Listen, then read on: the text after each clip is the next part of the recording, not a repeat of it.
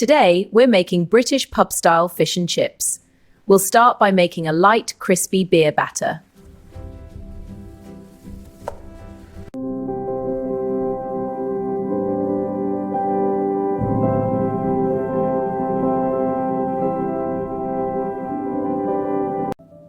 Mix the flour and beer until smooth and perfectly seasoned.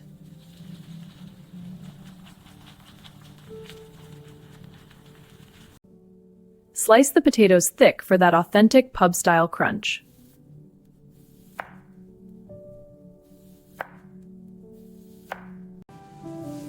Fry the chips until they turn beautifully golden and crispy.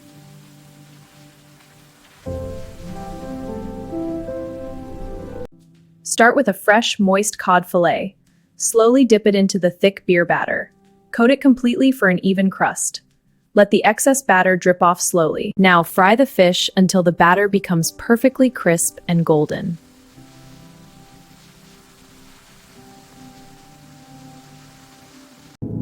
Crispy on the outside, tender on the inside.